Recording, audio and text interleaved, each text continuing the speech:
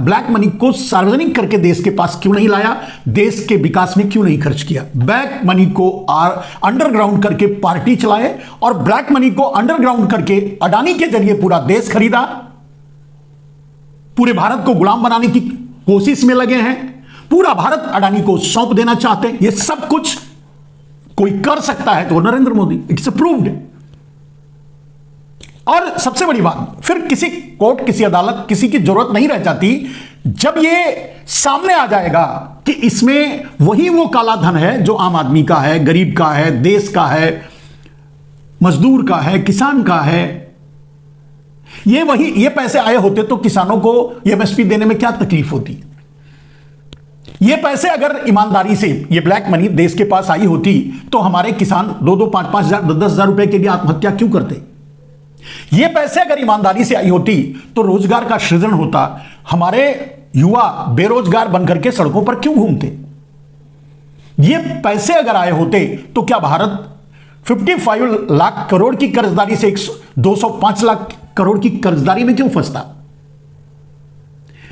अगर ये पैसे आए होते सामने से, ईमानदारी से नरेंद्र मोदी लाए होते, पैसे आए होते जो वादा कर रहे थे अपने 2014 के चुनाव से पहले कि इतने पैसे आएंगे, सबको 15-20 लाख मिल जाएंगे। छोड़ दीजिए 15-20 लाख की बात, छोड़ दीजिए, नहीं वो जुमला था, लेकिन पैसे गए कहां ये तो बता दीजिए।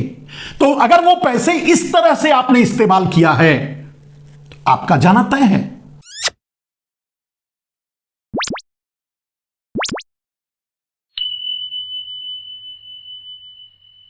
नमस्कार, मैं मनमोहन मिश्र एक बार फिर आप लोगों के बीच एक बहुत ही गंभीर मुद्दे को लेकर के। और यह गंभीर मुद्दा गोदी मीडिया, सुपारी मीडिया और डाबर मीडिया में नहीं चल रहा होगा, लेकिन सोशल मीडिया में छाया हुआ है। आपको हर जगह से, जब आप सोशल मीडिया में हैं, देख रहे होंगे तो निश्चित ही आपको पता चल रहा होगा।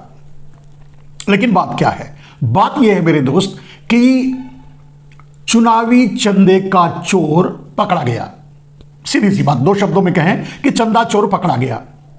चोर कौन है आपको भी पता है।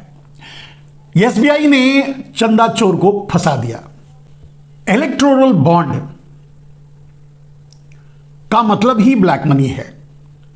ब्लैक मनी के संवर्धन, कन्वर्जन और उपयोग के लिए ही इलेक्टोरल बॉन्ड लाया गया था। इलेक्टोरल बॉन्ड से सुप्रीम कोर्ट ने किसको कितना चंदा गया है और किसको कितना मिला है, एसबीआई ने कितना चंदा बना के दिया है और किससे लेकर के वो इलेक्टोरल बॉन्ड बना है, इस बात की रिपोर्ट सुप्रीम कोर्ट ने मांग लिया। सुप्रीम कोर्ट ने जब मांग लिया, 17 दिन बाद एसबीआई कहता है कि मैं अभी रिपोर्ट देने में सक्षम नहीं हूं। यह सुप्रीम कोर्ट का कहना ही सीधे नरेंद्र मोदी पर चोरी का इल्जाम लगाने जैसा है। नरेंद्र मोदी पर चोरी का इल्जाम क्यों लगाने जैसा है, समझने की कोशिश कीजिए मेरे दोस्त। सबसे ज्यादा चंदा इलेक्टोरल बॉन्ड से हजारों हजार करोड़ नरेंद्र मोदी को मिले, यानी भारतीय जनता पार्टी को मिले। नरेंद्र मोदी प्रधानमंत्री हैं। एसबीआई से वो रिपोर्ट मांग करके कि कौन चंदा दे रहा है, इलेक्टोरल बॉन्ड बना रहा है और किसके पास जा रहा है, वो रिपोर्ट नरेंद्र मोदी के पास भी है। जिस रिपोर्ट को एसबीआई ये कहता है कि अभी हम इतने जल्दी देने में सक्षम नहीं हैं, जो कि उसे 6 मार्च को नहीं दिया। आप समझ लीजिए कि 6 मार्च को देना था, एसबीआई ने नहीं दिया। 6 मार्च को सबमिट करना था चुनाव आयोग को। चुनाव आयोग 13 से 15 मार्च के बीच वो अपने वेबसाइट पे डाल देता। सारी दुनिया, सारी पब्लिक ये जानती कि आखिर इतना धन, इतना चंदा, इतना पैसा कहां से कौन दे रहा है चुनाव के लिए पार्टियों को। अब ये तो निश्चित है कि कोई मेहनत की कमाई तो देगा नहीं। यह भी निश्चित है कि वो काला धन ही है।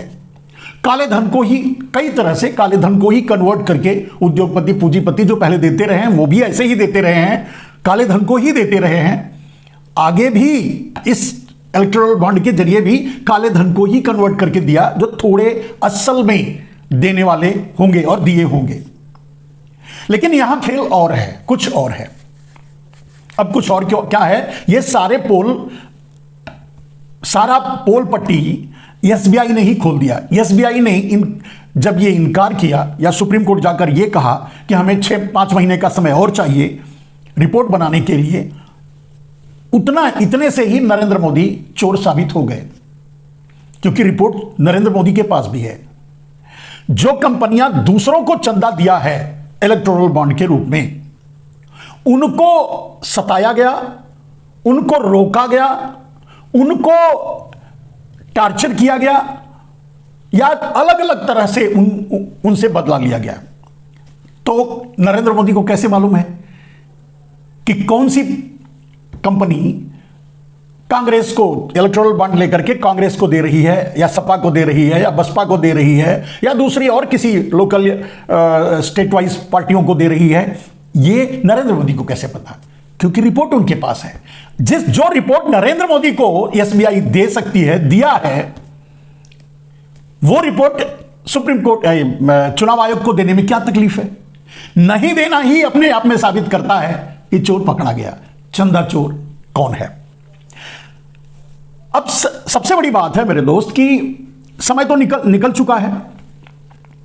मात्र 22,217 इलेक्टोरल बॉन्ड की रिपोर्ट एसबीआई ये कैसे कह सकता है कि मैंने अभी तैयार नहीं किया, मेरे पास है नहीं, या मैं फिजिकल फॉर्म में रखा हूं, डिजिटल बना के देना पड़ेगा? ये कैसे कह सकता है? मेरे दोस्त, साधारण सी बात है। आप किसी बैंक में चले जाइए, एक खाता खोल लीजिए। बताता हूं आपको आराम से, बहुत सीधे साधे तरीके से। एक खाता खोलिए, एक अकाउंट आपका क्रिएट हो जाता है, ठीक है। अब उसी खाते में मान लीजिए आपने 2-5 लाख 10-5,000 जमा कर दिया, ठीक है। आपको लगा कि 5,000 जो ठीक है खाते में पड़ा है, 10,000 का मैं फिक्स डिपॉजिट करवा दूं, अगर आपके पास एक्स्ट्रा है। साधारण आदमी की बात कर रहा हूं और कानून की।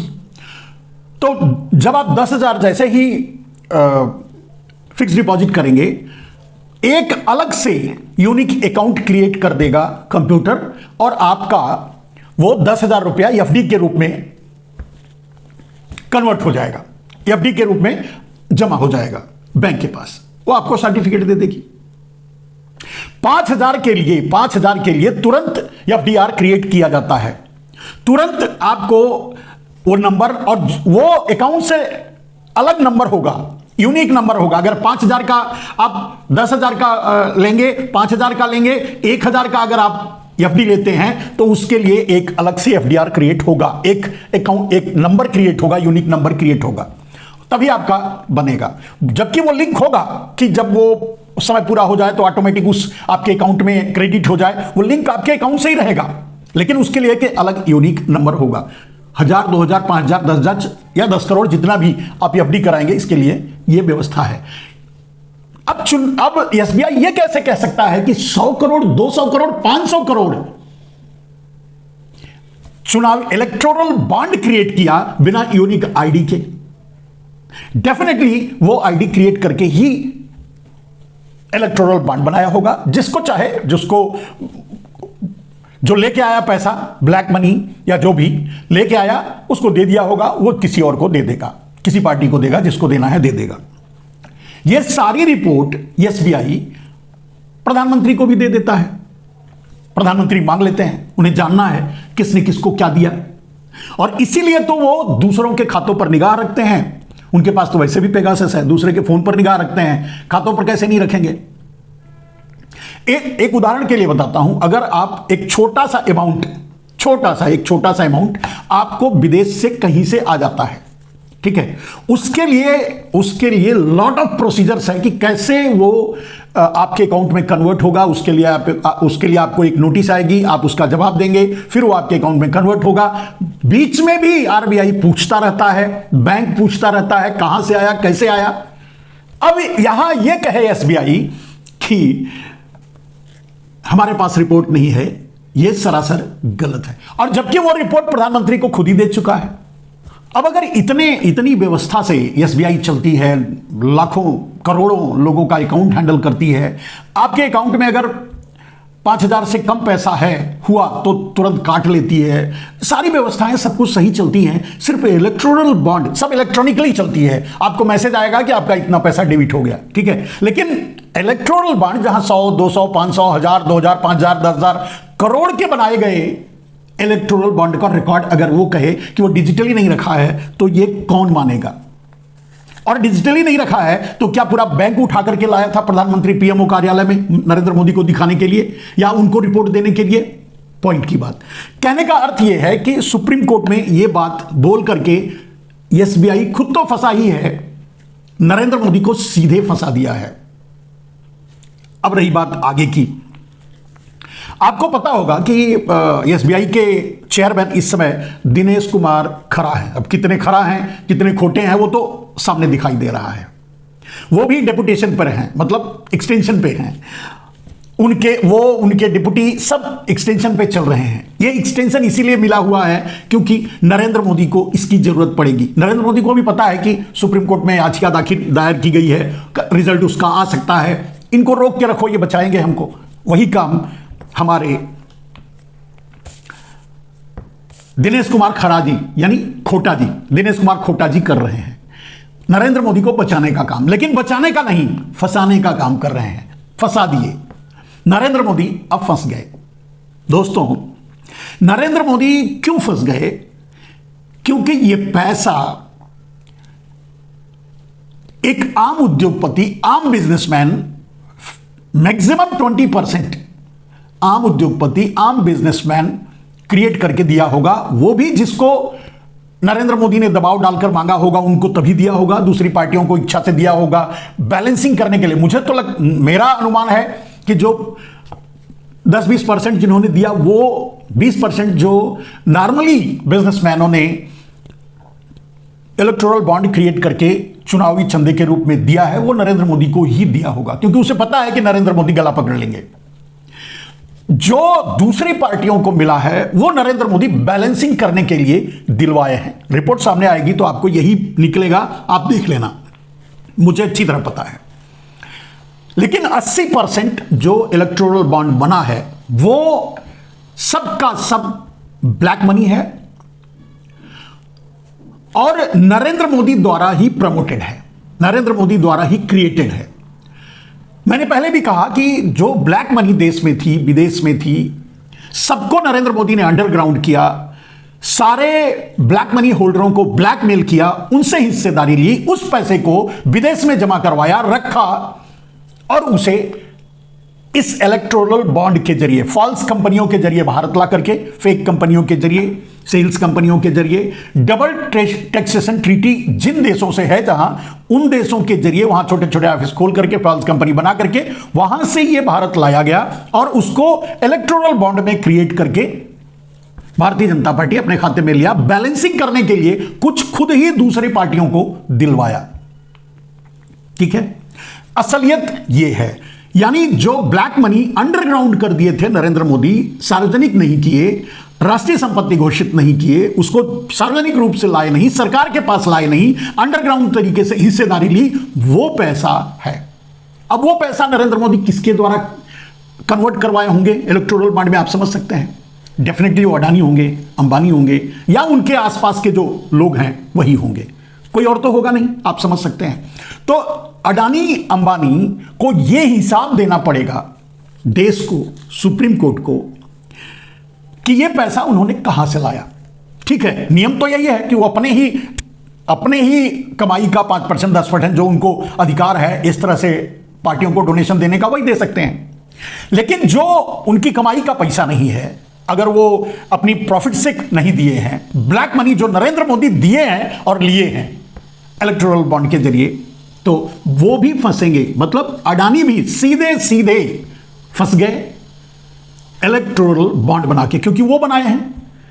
बॉन्ड में ये तो है, ये तो होगा, बॉन्ड में नहीं लिखा होगा, लेकिन एसबीआई के पास ये रिकॉर्ड होगा कि अडानी ने बनवाया है अडानी ने बनवाया है इलेक्टोरल बॉन्ड, अंबानी ने बनवाया है इलेक्टोरल बॉन्ड, नीरव मोदी ने बनवाया है इलेक्टोरल बॉन्ड, मेहुल चौकसी ने बनवाया है इलेक्टोरल बॉन्ड। ये तो पता है एसबीआई को, वो रिपोर्ट उनको उसको देनी पड़ेगी।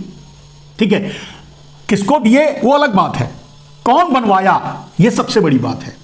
इसमें सीधे अडानी फंसेंगे, अंबानी फंसेंगे, या नीरव मोदी, मेहुल चौकसी जो भाग चुके हैं, जिनको भगा दिए हैं नरेंद्र मोदी, जिनको दूसरे देशों में बसा दिए हैं, और जिनके पास अभी भी काला धन रखवाए हुए हैं, विनोद अडानी जैसे लोगों के पास, जो अंडरग्राउंड तरीके से भारत ला रहे हैं और उसका इस तरह का दुरुपयोग कर रहे हैं, वो चेहरा सामने आ जाएगा। अब समझिए, जब वो चेहरा सामने आ जाएगा, जब अडानी को यह बताना पड़ेगा कि यह पैसा मेरे पास कहां से आया, मेरे प्रॉफिट से अगर नहीं आया है, मेरे अकाउंट से नहीं आया है, तो यह पैसा मेरे पास कहां से आया, डेफिनेटली बताना पड़ेगा। और अगर वो पैसा, चलो विनोद अडानी ने दिया या जिन लोगों ने दिया, वो कैसे आया, कहां से आया, उनको किसने दिया, ये सारी रिपोर्ट्स, सब कुछ आम आदमी के सामने होगा। अब इसमें जब अडानी फंसेंगे तो सीधे नरेंद्र मोदी फंसेंगे, अंबानी फंसेंगे तो सीधे नरेंद्र मोदी फंस गए। प्रूफ हो गया कि ये वही ब्लैक मनी है मेरे दोस्त, जो भारत को मिलना था, जो भारत को आना था, जो भारत के चोर विदेशों में चुरा कर रखे थे, जो भारत का हक था, जो आम आदमी का हक था, जो उनका हक था, जिनके हाथों में वो 80 करोड़ लोगों का हक था, जिनके हाथों में नरेंद्र मोदी 5 किलो अनाज का कटोरा, फ्री अनाज का कटोरा थमाए हैं। यह उनका हक था जो आज रोड पे घूम रहे हैं बेरोजगार। यह उनका हक था जो छोटे व्यापारी, मध्य वर्ग या 140 करोड़ देशवासियों का वो पैसा था जिसे चोर चुरा कर रखे थे। उस चोर से मिली भगत करके नरेंद्र मोदी हिस्सेदारी लेकर के, अंडरग्राउंड करके, विदेशों में भेज करके, फिर से उसे इंशर्ट करके भारत में गलत तरीके से फॉल्स कंपनियां बनवाकर इलेक्टोरल बॉन्ड में कन्वर्ट करवाकर अपनी पार्टी को के खाते में लिया।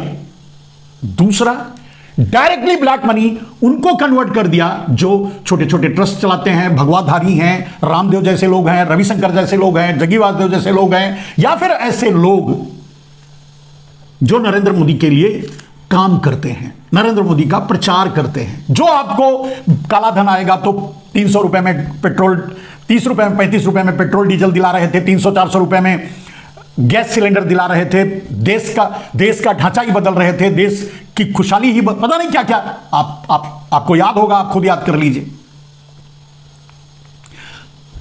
उन लोगों को भी दिया गया है। लेकिन अगर ये सीधे इलेक्टोरल बॉन्ड तो ऑफिशियल हो गया ना, ये डकैती तो ऑफिशियल हो गई।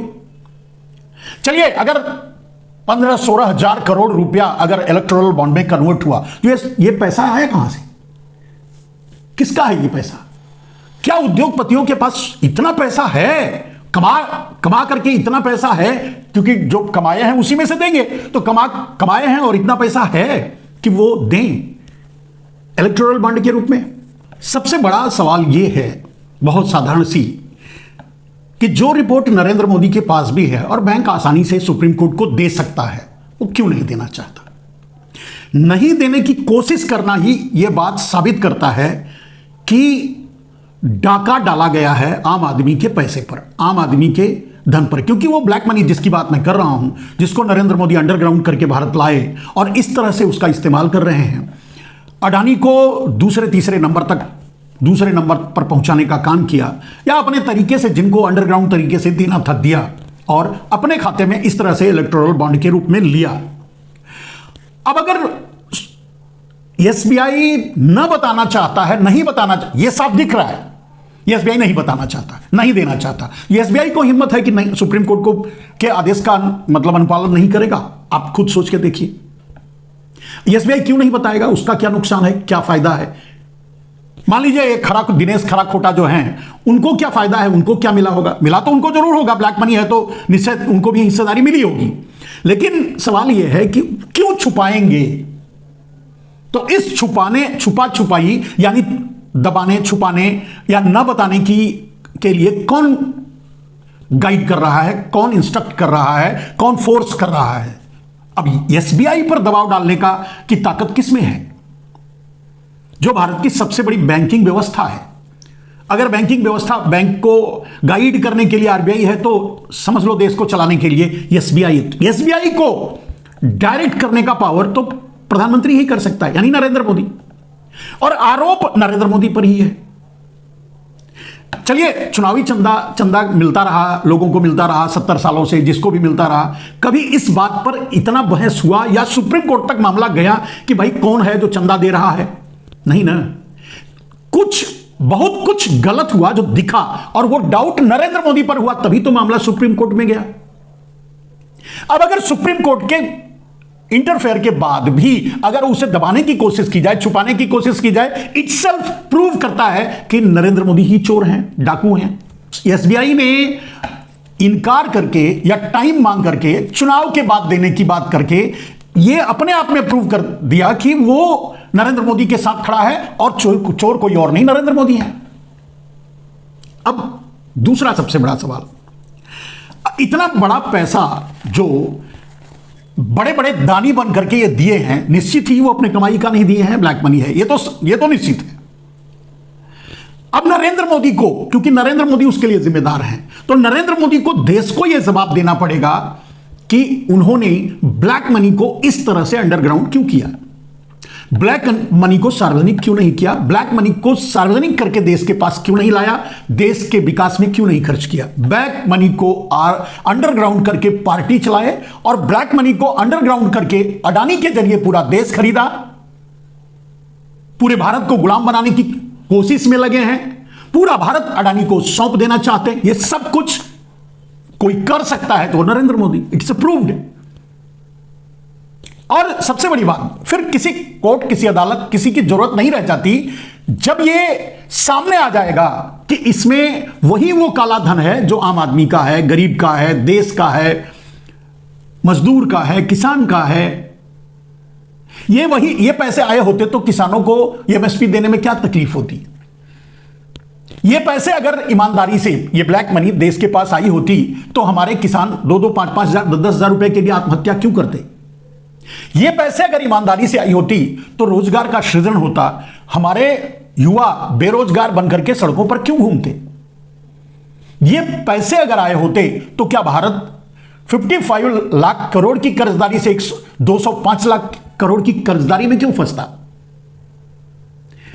अगर ये पैसे आए होते सामने से, ईमानदारी से नरेंद्र मोदी लाए होते, पैसे आए होते जो वादा कर रहे थे अपने 2014 के चुनाव से पहले कि इतने पैसे आएंगे, सबको 15-20 लाख मिल जाएंगे, छोड़ दीजिए 15-20 लाख की बात, छोड़ दीजिए, नहीं वो जुमला था, लेकिन पैसे गए कहां यह तो बता दीजिए।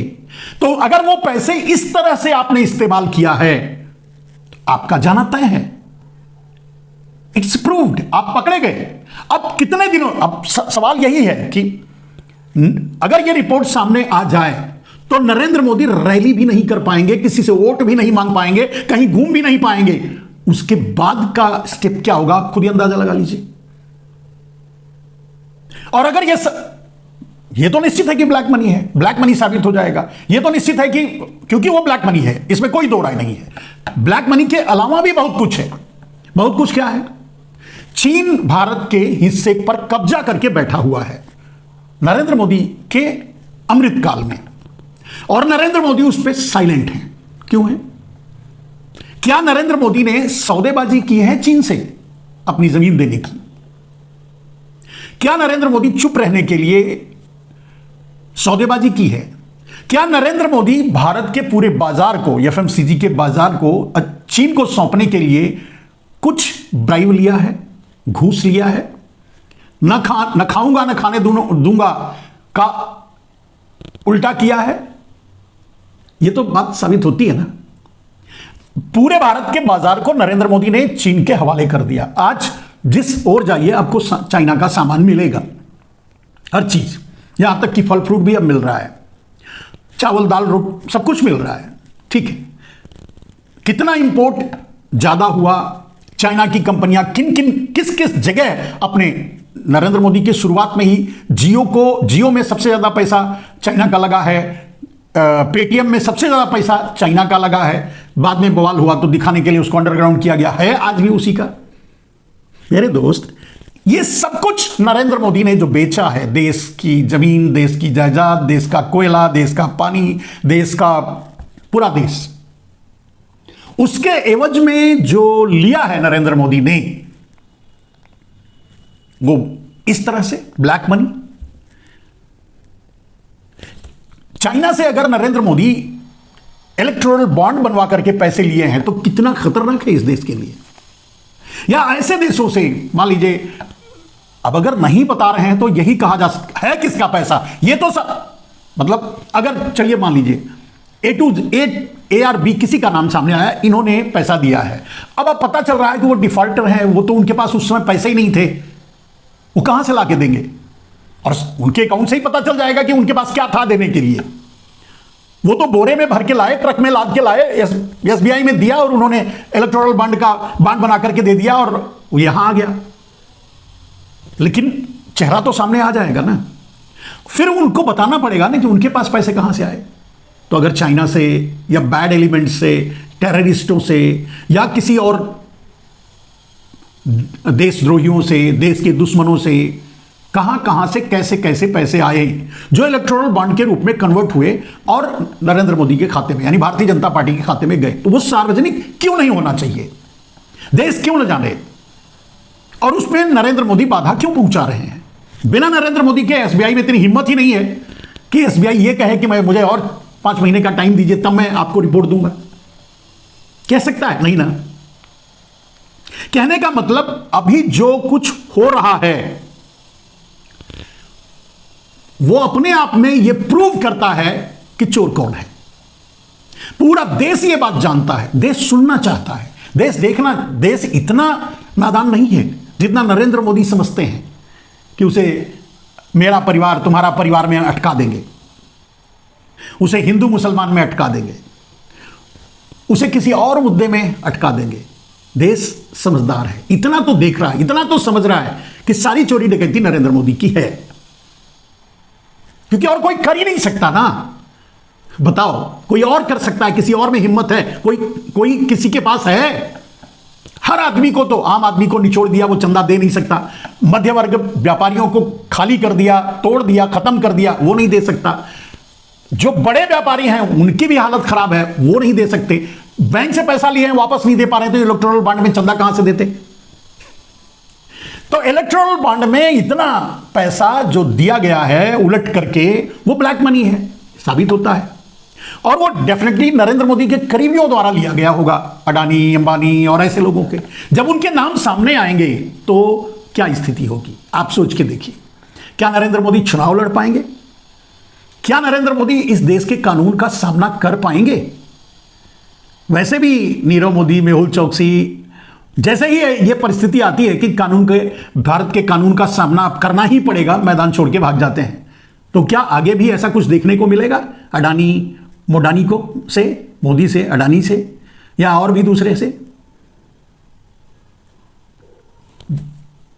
चलिए, अगर कुछ गलत नहीं हुआ तो होता, बहुत कुछ और कुछ गलत दिखा, तभी तो सुप्रीम कोर्ट को ऐसा जजमेंट देना पड़ा।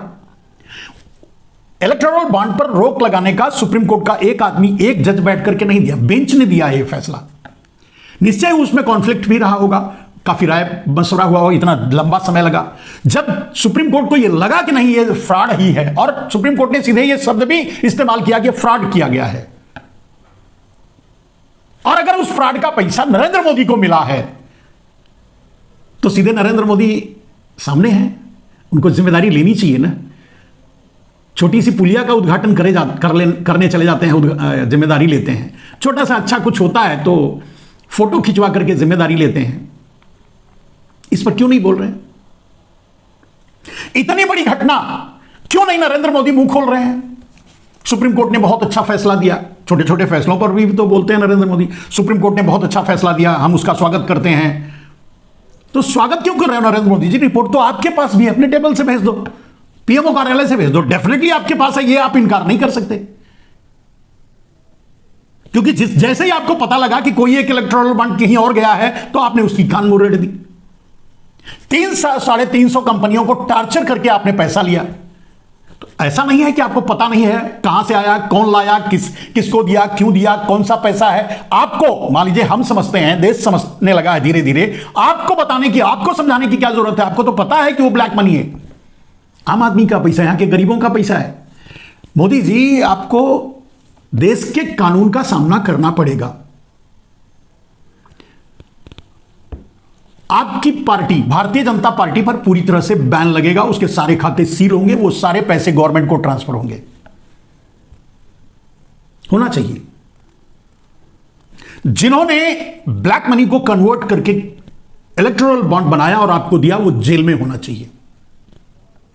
और उनको जो ब्लैक मनी मुहैया करवाया, क्योंकि उनके पास तो ब्लैक मनी जो होगा दे दिए होंगे, इतना पैसा, इतना ब्लैक मनी उनके पास तो नहीं था। और डेफिनेटली ये वाइफरकेट करके अब 100-200 करोड़ एक एक आदमी को, किसी अपने करीबियों को देकर के आपने कन्वर्ट कराया होगा, तो उनके पास कहां से आया ये तो बताना ही पड़ेगा। तो डेफिनेटली सीधे सीधे उनको बताना ही पड़ेगा कि आपने दिया वही आपने दे दिया और उसमें से थोड़ा हिस्सेदारी ले ली। मोदी जी ब्लैक मनी से आप आए थे, ब्लैक मनी के नाम पे चुनाव लड़ा था, ब्लैक मनी के नाम पे वोट मांगा था, ब्लैक मनी का लालच देकर के देश को बरगलाया था, फुसलाया था, गुमराह किया था, झूठ बोला था, झूठ नहीं बोला था, बाद में बोला जुमला था। और इसी ब्लैक मनी के चक्कर में आप जाओगे, आपका जाना तय हो चुका है। अब आगे क्या होना है, चलिए, या तो आप कानून का सामना करो, या तो सारी रिपोर्ट सामने आने दो, और या तो इमरजेंसी लगाओ। जिस दिन सुप्रीम कोर्ट ने यह फैसला दिया था, उस दिन भी मैंने कहा था कि नरेंद्र मोदी अपनी पूरी ताकत झोंक देंगे, इस रिपोर्ट को सामने नहीं आने देंगे जब तक उस कुर्सी पर बैठे हैं। कोई भी बहाना करेंगे, कोई भी तरीका अपनाएंगे, रिपोर्ट को सामने नहीं आने देंगे। अडानी के खिलाफ बहुत से रिपोर्ट आए, कोई सामने नहीं आया, सबका जीरो हो गया। तो रिपोर्ट को सामने नहीं आने देंगे। और जब उन्हें लगेगा कि देश भी समझने लगा है कि मैं क्या हूं और मैंने काले धन का क्या किया, और देश जब लगेगा कि अब मैं फिर से प्रधानमंत्री नहीं बन सकता, तो अंतिम स्टेप इमरजेंसी लगाना आपके हाथ में है, लगा देंगे। यह समय बताएगा, वक्त बताएगा क्या होगा। लेकिन इस केस से नरेंद्र मोदी जी आप बच नहीं पाएंगे, यह तो निश्चित है।